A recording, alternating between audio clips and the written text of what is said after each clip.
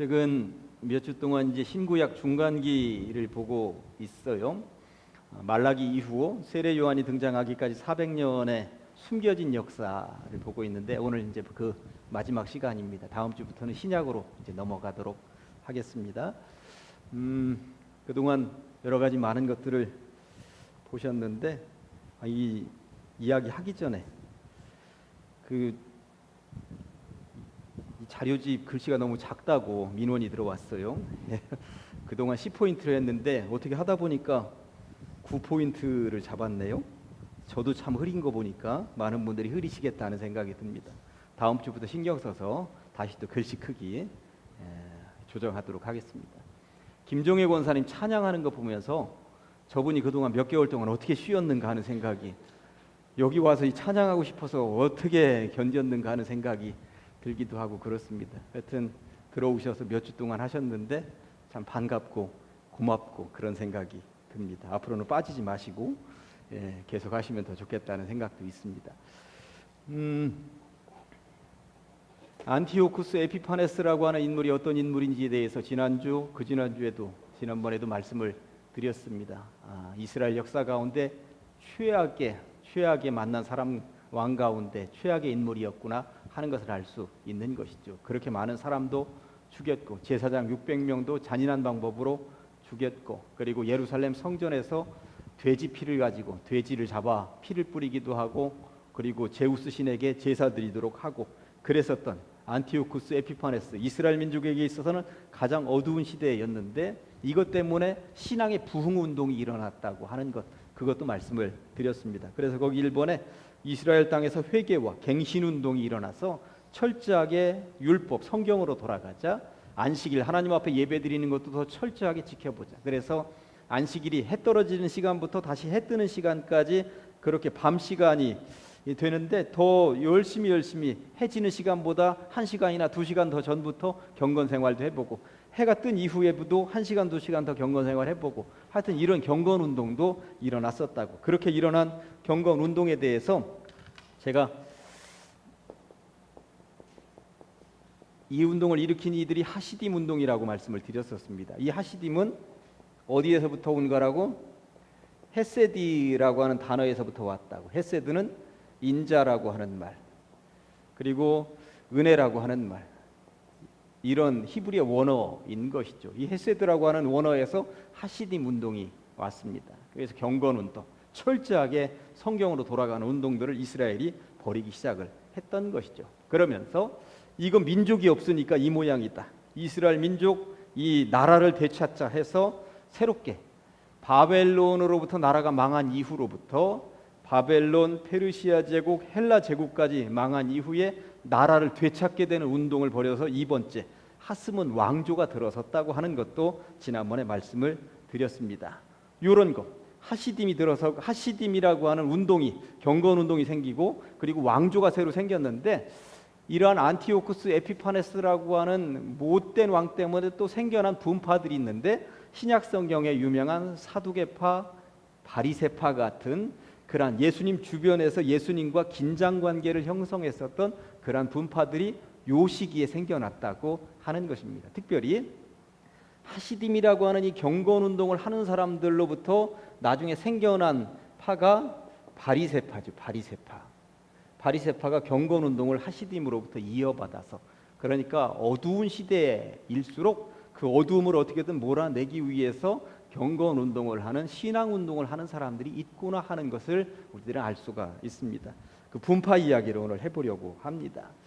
첫째는 이제 사두개파 이야기를 해보려고 그래요. 지금 네 분파 이야기를 하려고 하는데, 첫째는 사두개파부터 먼저 살펴보도록 하겠습니다. 사두개파도 바리새파가 생겨날 요 즈음에 하시딤 운동 이후에 생겨난 분파인데, 이들은 거기 써 있습니다만 부유한 귀족층, 제사장 계급의 사람들, 제사장 계급이니까 오늘날로 하면 목회자 그룹이에요. 종교 지도자들, 목회자 그룹들, 그리고 돈 많은 상인들, 정부 관리들, 기타 특수계층들, 이런 사람들끼리 모였으니까 엄밀하게 말하면 종교적인 모임이라기보다도 사회 고위층들이, 기득권 세력들이 모여서 자기들의 기득권을 어떻게든 유지하겠다 하는 사람들이 사두개파라고 할 수 있어요. 이 사두개파들은 예루살렘 성전을 중심으로 해서 기득권을 가지고 있으니까 요즘 우리나라로 얘기하면 서울의 뭐 청와대를 중심으로 해서 그 주변에 모여 있는 국회의사당 중심으로 그쪽에 모여 있는 사람들이 사두개파들이었다. 하여튼 기득권을 가지고 있는 사람들이 사두개파였다고 하는 것입니다. 이 사두개라는 말이 어디서 나왔느냐? 그런데 여러 설은 있습니다만 정확한 건 없어요. 사두개라는 말은 솔로몬 왕의 제사장이었던 사독이라고 하는 제사장이 있었거든요. 그 당시에. 그래서 제사장 그룹을 그대로 이어받는다. 제사장 전통을 이어받는다 해서 사독이라는 이름에서 사두개파가 나왔다. 이런 설도 하나 있고요.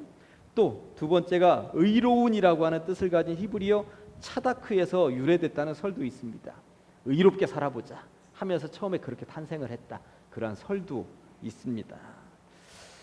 근데 어느 것이 더 정확한지는 알 수 없습니다만 사독이라고 하는 제사장 이름을 따서 온 것이 더 맞을 것이다 하고 주장하는 학설들이 더 거기가 맞다 이렇게 보통은 보편적으로 그렇게 생각들 하고 있습니다. 그 다음에 동그라미 3번에 이제 왕이 생겨났었잖아요. 하스몬 왕조 그리고 로마 제국과도 결탁해서 권력을 유지합니다. 권력을 유지하려면 돈이 없이는 안 됩니다. 정치하는 사람들이 돈 없이 되는 거 보셨습니까? 그런데 이들 돈이 그 이스라엘의 왕조인 하스몬 왕조, 그 당시 로마 가장 강대국인 로마하고도 뭔가 자기들의 권력을 유지하기 위해서 애썼다고 하는 것은 그쪽으로 돈을 보냈다는 이야기. 그럼 이 돈이 어디서 나왔을까요? 성전을 관리하는 사람들이 이들이었기 때문에 성전 돈 가지고 정치했다는 이야기인 것입니다. 아주 별로 좋지 않은 유형이라고 할 수 있는 것입니다. 그런데 지금부터 얘기하려고 하는 것이 우리 성경하고 중요하게 연결되어진 몇 가지를 말씀을 드리도록 하겠습니다. 사두개파들은 제사장 그룹이면서 종교 지도자 그룹이었음에도 불구하고 구약 성경 중에서 창세기, 출애굽기, 레위기, 민수기, 신명기 5권의 책만 성경이라고 인정을 했고 나머지 책은 그냥 참고 도서 정도로만 인정을 했어요. 그래서 모세오경은 달달달달 외울 정도로 공부도 하고 그것을 마음에다 품고 있었습니다만 다른 것들은 성경으로 인정을 하지 않았어요. 그런데 사두개파들은 참 이상한 것은 모세오경을 성경이라고 인정하면서도 거기 동그라미 5번에 이렇게 쓰여져 있죠. 천사와 영의 존재, 부활을 인정하지 않았습니다. 천사는 없다. 성경에 보니까 영적인 거 뭐 이런 얘기들이 성경에 구약 성경에도 나오거든요. 모세도 영에 의해서 그 모세와 70명의 장로들에게도 주의 성령을 영을 부어주겠다고 분명히 출애굽기에도 나오거든요. 그런데 인정하지 않습니다. 모세오경에 나오는 이야기를 인정하지 않아요. 창세기 3장 22절부터 24절까지 여기 이제 자막에 쓰여 있는데 재밌는 이야기 하나 들려드립니다.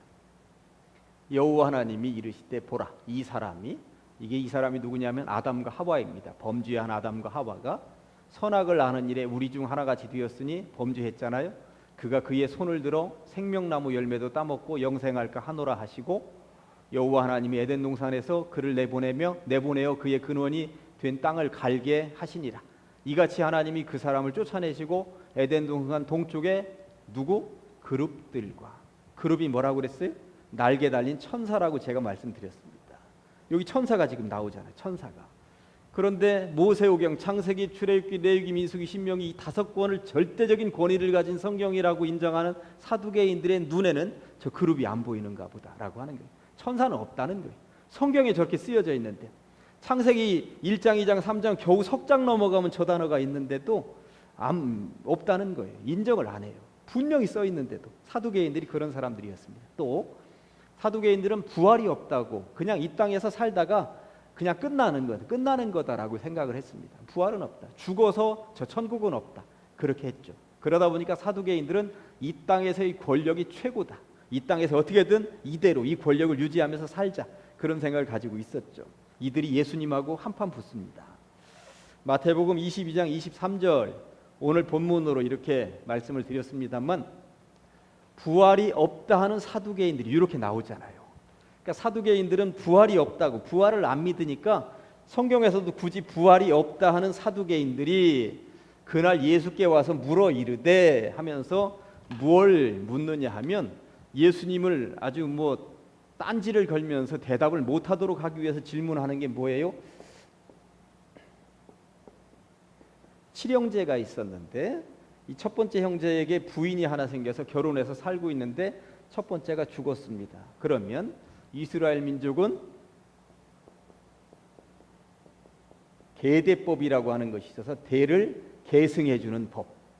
그래서 여기 형이 죽으면 이 형수를 누가 데리고 살아요? 둘째가 데리고 살 수 있도록. 이 사람이 혹여 결혼했다 하더라도 데리고 살아야 되는 거예요. 대를 이어주도록 하는 법이 이스라엘이에요.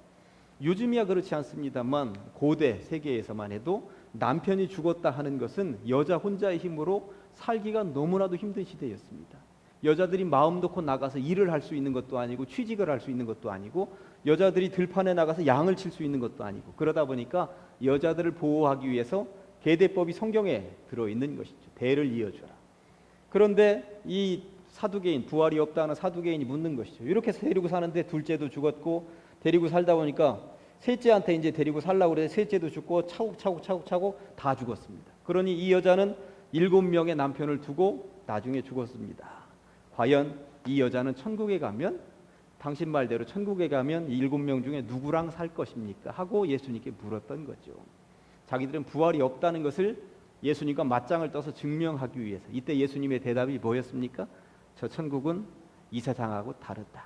장가가는 것도 없고 시집가는 것도 없고 결혼하는 것도 없고 너희들이 상상한 것과는 정말 다르다. 그런 이야기를 하죠.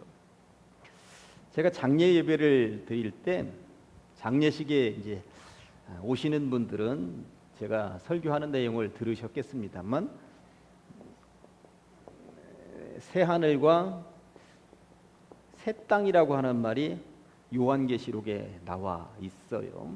그런데 이 새롭다, 새라고 하는 말은 새롭다는 의미이죠. 봄, 여름, 가을, 겨울 하면 봄에만 새봄이라고 붙어요. 그러니까 새 여름도 없고 새 가을도 없고 새 겨울도 없어요. 봄에만 새봄이라고 붙습니다. 글자 수를 2글자로 맞추기 위해서 새봄이라고 하는 게 아니에요. 봄은 다른 때보다 더 새로운 거죠. 아주 깜깜하게 아무것도 없던 곳에서 겨울에 얼어있던 것에서 새롭게 뭔가 보이기 때문에 새봄이라고 하는 거죠. 그런데 새봄이 되었다고 해도 봄이 되면 싹이 돋고 꽃이 피고 새들이 날아오고 그럴 거 우리들은 압니다. 그런 새로움을 알아요. 그런데 성경에서 말하는 이 새롭다 하는 새하늘과 새 땅이라고 하는 이 새 글자는 사람의 상상으로 상상할 수 없는 신 하나님만이 알 수 있는 새로움입니다. 놀라운 새로움인 거예요. 제가 그래서 그런 말씀도 드려봤죠. 천지창조 이전에 여기 있는 분들이 살아계셨고 하나님이 얘야 내가 천지만물을 창조하려고 그러는데 과연 내가 뭘 만들 것인지 너 하나만 상상해서 생각해봐서 하나만 맞춰보아라 그러면 하나라도 우리들이 맞출 수 있을 것 같습니까? 하나도 못 맞출 것입니다. 우리가 저 하늘에 구름, 비가 쏟아지고 눈이 내리고 꽃이 피고 눈에 보이지 않는 공기가 있고 시냇물이 흘러서 바다로 흘러가고 나무가 자라고 어느 걸 맞출 수 있겠습니까? 사람의 새로움이라고 하는 것은 눈으로 본 경험에서 우러나온 새로움 이외에 눈으로 보지 않은 것을 어떻게 얘기할 수가 있겠습니까? 경험에서 우러나온 새로움 이외에는 상상을 못합니다. 상상을 못합니다. 천국이라고 하는 것, 새하늘 새 땅이라고 하는 것을 우리들은 보지 못했습니다. 그러다 보니까 천국에 다녀왔다는 사람들이 간혹 책을 쓰기도 하고 간증을 하는 사람들이 천국 다녀오니까 천국에는 꽃길이고 황금길이고 온갖 보석이 가득하더라. 이것은 자기가 경험한 것, 천국에도 그것들이 좀 있었으면 좋겠다는 생각으로 그렇게 얘기하는 거예요. 그런데 천국은 사람이 상상하는 그런 곳이 아니라고 주님이 분명히 얘기하고 계신 것입니다. 그 천국에 이 보석이나 황금이 왜 필요할까? 나는 그런 생각이 들어요. 나는 아무 필요가 없거든요. 천국에도 이 땅에서는 오기 필요할지 몰라도.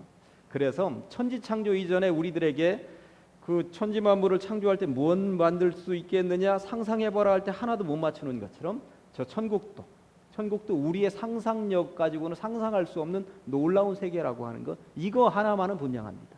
다른 것은 우리들 상상하고는 전혀 다를 것이다 하는 생각을 가지는 것이죠. 아무튼 사두개인은 부활이 없다 하니까 이것 가지고 질문을 했습니다. 사두개인은 이런 사람들이었다고 하는 것입니다. 그러니까 이 땅에서의 권력만 최고다. 죽어서는 저 세상은 없다. 그러니까 이 땅에서 최고의 권력자들끼리만 모여서 니나노하던 사람들이 사두개인이었다고 하는 것을 참고적으로 알고 계시고요. 그 사두개인의 이야기는 신약 성경에 별로 나오지 않습니다. 그냥 여기 정도에서 예수님하고 한번 살짝 부딪히고 말죠. 주로 예수님은 성전 중심으로 움직이지 않았고 예수님은 성전보다도 다른 백성들 중심으로 움직이다 보니까 사두개인들하고 부딪힐 일은 거의 없으셨어요. 다만 이제 누구하고 많이 부딪혔냐? 바리새인들하고 부딪혔던 것이죠. 바리새인들하고 왜 부딪힐 수밖에 없었는지 그 이야기를 이제부터 해보도록 하겠습니다. 바리새라고 하는 말은 거기 지금 쓰여져 있습니다만 구별되다, 뭐뭐로부터 분리되다 이런 뜻을 가지고 있죠. 여기 이제 여기 지웠네요. 하시딤 운동에 적극적으로 가담했던 사람들로 구성이 되었고요. 이 사람들은 종교 지도자들은 아니고 평신도 그룹이었습니다. 그러다 보니까 성전 중심으로 움직이지 않고 지역마다 자기들이 예배 드릴 수 있도록 모여 있었던 회당 중심으로 활동을 하던 사람들이었습니다. 그리고 이들은 성경 공부를 참 철저히 한 사람들이었어요. 그래서 율법의 정확한 해설자, 율법 준수자들로 경건한 평신도들을 표방하면서 걸어간 사람들이었습니다. 그런데 제가 경건한에 물음표를 이렇게 해 놓은 이유는 스스로는 경건했는지 모르지만 예수님으로부터는 호되게 혼쭐이 났기 때문에 경건한에다 물음표를 붙여놓은 거예요. 왜 물음표를 붙여놨는지 조금 이따가 더 설명을 드리도록 하겠습니다. 아무튼 사두개파는 목회자 그룹, 그리고 바리새인들은 평신도 그룹. 그러니까 여기로 따지면 저는 사두개인이고 여러분들은 바리새인 쪽에 가까울 수 있는 것입니다. 3번에 구약성경 전체를, 그러니까 창세기부터 말라기까지 전체를 경전으로 인정했습니다. 다 성경이다. 그리고 천사, 영의 존재, 부활을 인정했습니다. 이게 사두개파하고 다른 의미죠. 근데 이들은 자기들은 구별된 사람, 분리된 사람들이라고 하는 표를 겉으로 드러내기를 원했습니다. 복장, 경문이라고 해서 성경 구절이 들어있는 작은 상자, 작은 상자를 이마에다 차고 다녔는데, 이마에 차고 다닌 이 성경 구절은 어떤 성경 구절이냐? 신명기 6장 4절에서 5절입니다. 보여주실래요? 신명기 6장 4절에서 5절 성경 구절. 이스라엘아 들으라. 우리 하나님 여호와는 오직 유일한 여호와이시니 너는 마음을 다하고 뜻을 다하고 힘을 다하여 네 하나님 여호와를 사랑하여. 이 두 절. 이 절을 이마에다가 붙이고 다녔는데 왜 붙이고 다녔느냐? 그 뒤에 나와 있는 성경 구절 때문에 그런 거죠. 6절부터 한번 보도록 하겠습니다. 오늘 내가 내게 명하는 이 말씀, 앞에 쓰여져 있었던 4절과 5절 말씀을 너는 마음에 새기고 내 자녀에게 부지런히 가르치며 집에 앉았을 때에든지 길을 갈 때에든지 누워 있을 때에든지 일어날 때에든지 이 말씀을 가르치고 강론할 것이며 너는 또 그것을 네 손목에 매어 기호를 삼으며 내 미간 이마에 붙여 표로 삼고 또 내 집 문설주와 바깥문에 기록할지니라. 요즘도 유대인들이 어떻게 하는지 사진 한번 보여줘 보세요. 이 말씀대로 사는 유대인들이 오늘날도 있습니다. 저렇게 이마에다가 뭔가 네모 상자를 붙이고 다니는 거죠. 저기에 뭐가 들어있어요? 신명기 6장 4절 5절 말씀이 지금 성경 구절이 저기에 들어있는 것입니다. 그리고 왼손 밑에 보면 손목 쪽에 시커먼 줄이 몇 개 가 있는데 저것도 손목에다가 지금 뭔가 말씀을 맨 거예요 지금.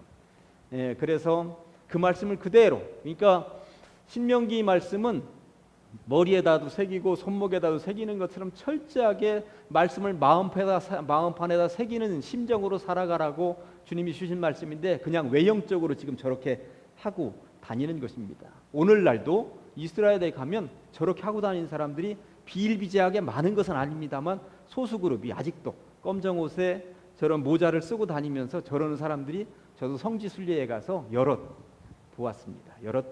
저런 사람들이 오늘날도 있다고 하는 것입니다. 그리고 나서 이렇게 하고 다니는 사람들이 특별히 이제 거기 이제 자료로 들어옵니다. 하고 다니면서 옷수를 크게 했다고 나와 있습니다. 우리나라 옛날 양반들은 여기 이 옷을 이렇게 큼지막하게 해야 진짜 양반이었잖아요. 유대인들도 큼지막하게 뭔가 해야만 치렁치렁 해야만 무리들이다, 바리새인들이다. 이것을 인정하게 되었죠. 마태복음 23장 2절부터 7절까지 예수님이 이렇게 하고 다니는 바리새인들을 얼마나 혼쭐 냈는가 한번 보시겠습니까? 서기관과 바리새인들이 모세의 자리에 앉았으니, 모세가 가지고 있는 그런 권위 있는 자리에 앉았으니 그러므로 무엇이든지 그들이 말하는 바는 행하고 지키되 그들이 하는 행위는 본받지 말라. 말은 뻔지르르 하게, 성경 박사들인데 가르치는 거 말대로는 하고 그들이 행하는 것은 개판이다, 이런 얘기예요. 또 무거운 짐을 묻고 사람의 어깨에 지우되 자기는 이것을 한 손가락으로도 움직이려 하지 아니하며 그들의 모든 행위를 사람에게 보이고자 하나니 곧 그 경문띠를 넓게 하며, 경문띠가 뭔가 보셨죠? 이마에 있는 거, 손목에 있는 거, 이것을 얇게도 안 하고 두껍게 해가지고 이러고 다니는, 2000년 전에 그러고 다녔다는 거예요. 외형적으로 내가 이렇게, 그리고 옷수를 길게 하고 다녔다는 거예요. 그 다음에 잔치의 윗자리와 회당의 높은 자리와 시장에서 문안 받는 것과 사람에게 랍비라 칭함을 받는 것을 좋아했었던 무리가 이런 바리새인들이었으니 외형적으로는 거룩해 보이고 외형적으로는 참 뭔가 있어 보이고, 그리고 이마에도 뭔가 달고 다니고 손목에도 달고 다니고 옷도 치렁치렁 해가지고 다니면서 사람들이 인사하는 것, 인사받는 것 좋아하고 그랬는데 속빈강정이었다는 얘기죠. 그래서 저들을 향하여 예수님께서 회칠한 무덤이라고 얘기했습니다. 무덤에다가 회칠을 해놨습니다. 이런 삐까번쩍한 무덤들이 얼마나 많이 있습니까? 그러나 그것을 걷어내서 무덤 파보면 그 속에는 썩은 시체 뼈다귀밖에 없는 것인데 그게 바로 바리새인들이었다. 예수님이 그렇게 말씀하셨다고 하는 것입니다. 이런 바리새인들하고 예수님은 충돌을 할 수밖에 없었습니다. 예수님은 외형적인 것, 겉으로만 드러내려고 하고 속은 하나도 없는 걸 너무나도 싫어하셨기 때문에 그렇게 부닥쳤다고 하는 것이죠. 그런 바리새인들이 신약 시대까지 이어지는데 처음에 출발은 굉장히 좋았습니다. 어쨌든 성경 준수, 안식일 제대로 지키자, 거기로부터 출발했는데 갈수록 외형에만 치중했고, 그리고 말씀을 달달달달 하는 건 중요했습니다만 그대로 사는 데에는 너무나도 거리가 멀었구나, 그들이 바리새인이었다 하는 것. 그 다음에 이제 에세네파라고 하는 분파를 한번 보도록 하겠습니다. 이 에세네파는 성경에 직접 언급은 되어 있지 않습니다. 그러나 성경하고 깊은 관련이 있습니다. 이들은 바리새파보다도 더 성경에 충실한 사람들이었습니다. 모세의 율법, 안식일, 정결 의식을 철저히라고 하는 말, 철저히 지키기 위해서 굉장히 노력한 사람들이었습니다. 그런데 이들이 성전 중심으로 모이다 보니까 성전에 보니까 성전에 가짜들만 있는 거예요. 사실 사두개파도 성전 가짜고 바리새인들도 하는 모양 보니까 성경에 대한 지식은 있고 뭔가 뻔지르르 하긴 한데 속 내면을 살펴보니까 이게 아니야. 이 성전에 이게 하나님이 안 계신 것 같은 거죠. 에세네파는 이게 성전 중심으로 예배 못하겠다, 성전을 떠나기 시작을 합니다. 성전을 떠나서 어디로 갑니까? 숨어 들어갔습니다. 외곽으로, 광야로 숨어 들어갔습니다. 그곳에서 자기들끼리 모여서 육체 노동하고 그리고 금욕생활하면서 살았습니다. 에세네파는 남자들만 모여서 살았습니다. 여자들 들어오지 못합니다. 남자들만. 거기에 들어가서 그들과 공동체를 이루기 위해서는 1년간 훈련받고 그쪽으로 들어갔습니다. 사실 이게 신천지가 이 모양을 따서 그랬는지 모르겠습니다만 어쨌든 1년간 훈련받고 그 코스를 통과해야만 그 공동체 광야에서 들어가서 함께 살 수 있도록 만들었습니다. 그래서 동그라미 3번에 안식일에는 하루 종일 기도하고 모세오경을 묵상하면서 성경을 필사하는 일들을 그들이 했습니다. 이 4번에 주로 광야 동굴, 쿰란이라고 하는 동굴에 대해서 조금 이따 말씀드립니다. 광야 동굴에 은신하거나 요단강 근처 동굴에 은신하면서 성경 연구, 필사를 주로적으로 했다라고 하는 것입니다. 이 필사할 때 꼭 3명이 붙어서 필사를 했습니다. 제가 여러분들 성경 이렇게 필사하시는 분들 계셔요. 우리 교회도 필사가 얼마나 힘듭니까? 쓰다가 보면 엉뚱한 글자 써 있기도 하고 그렇죠. 어떤 때는 줄도 바꿔서 쓰고 그러죠. 저도 필사하다가 어느 한 절 빼놓고 써가지고 나중에 붙이기도 하고 뭐 그랬던 기억이 있습니다. 그런데 왜 3명이었느냐? 한 명은 불러주는 사람, 한 명은 받아 적는 사람, 또 한 명은 제대로 받아 적는가 확인하는 사람, 이렇게 3명이 필사를 했어요. 그러니 얼마나 철저한 사람들입니까? 그러니까 한 글자도 틀리지 않게 하기 위해서 애쓰는 사람들이 이 에세네파였습니다. 이 성경 필사를 하게 되는데 이사야에 보면 이사야에 하나님, 여호와 이런 단어가 544번이 나옵니다. 이사야 66장까지. 이사야를 필사한다고 예를 들어보면 필사를 하다가 하나님이든 여호와든지 그런 단어만 나오면 목욕하고 와서 또 썼습니다. 놀랍지 않습니까? 그래서 이 필사하는 곳 옆에는 목욕탕이 있었어요. 그냥 물 둔벙이 있었던 거죠. 물 둔벙. 그러니까 뭐 때를 밀거나 이렇게 심각하게는 아니지만 거기다가 몸을 한번 담그고 하나님 다 넣습니다. 그러니 이게 얼마나 철저한 사람들이었습니까? 그러니까 하나님이라고 하는 이름, 여호와라는 이름 하나도 함부로 다루지 않는 정말 제대로 된 경건파들이 에세네들이었다고 하는 것이죠. 이들이 필사한 성경들이 언제 발견이 되었는가? 1947년이라고 동그라미 요번에 써놨죠. 1947년도에 15살 먹은 무하마드라고 하는 소년이 1947년도에 소년이 그 들판에서 양을 치고 있었어요. 그런데 들판이 얼마나 뜨겁고 나무도 별로 없고 양 먹이고 거기는 뭐 가뭄도 깊고 그런데 양 한 마리가 사라진 거예요. 이 녀석 어디 갔나? 양을 찾아 돌아다니는데 동굴이 하나 보였습니다. 그 사진 보여주세요. 동굴이 하나 저 동굴이 보이는 거예요. 예. 동굴을 조금 더 확대해서 보여줄 수 있어요? 예. 저 동굴이 보이는데 내 양이 저 속에 들어갔는가? 예. 아무리 찾아도 없으니까 양들은 또 이렇게 펄쩍펄쩍 뛰어다니기도 하고 비탈진 곳도 다니니까 저 속에 들어갔는가 보다. 돌멩이를 하나 집어가지고 동굴로 이제 아래서 집어 던졌죠. 그러면 돌멩이가 들어오는 소리 들면 양이 매 소리가 나면 저 속에 있나 없나 확인하기 위해서 던진 거예요. 그런데 돌멩이를 던졌는데 안에서 쨍그랑 소리가 난 거예요. 쨍그랑 소리가.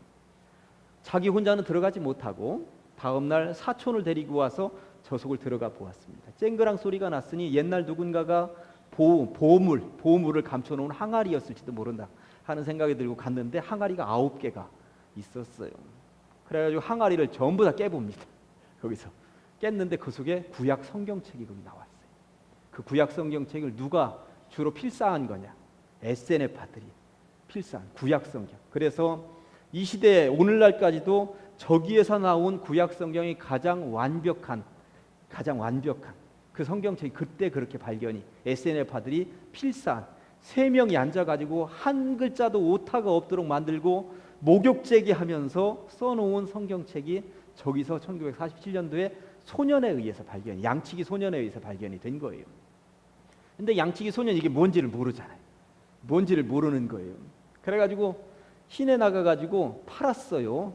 아주 헐값에 히브리 대학의 일부를 팔고 그리고 수도원에다가 일부를 팔았어요. 그리고 세월이 흘렀는데 미국의 저명한 학자가 수도원에 왔다가 그걸 펼쳐봤는데 너무 놀란 거죠. 아니 이게 그래가지고 고고학적인 증명도 해보고 그러니까 예수님 태어나시기 전에 50년에서 100년 정도 예수님 태어나시기 전에 이것은 쓰여진 것이다 라고 하는 것을 발견하게 되었고 연구에 연구를 거듭해 보니까 에세네파들이 이곳 동굴에 숨어서 그런 일들을 하다가 필사한 것이 분명하구나 하는 것을 찾아내게 된 것입니다. 그래서 그것이 세상에 짜잔 하고 드러나게 된 것입니다. 아무튼 그때 찾아낸 것 중에 에스더서 딱 한 권 빼고 나머지 전체 그러니까 구약성경 39권 가운데 에스더서 한 권 빼고 38권이 그때 발견이 되었다고 하는 것입니다. 하여튼 에세네파가 그런 일을 전개했습니다.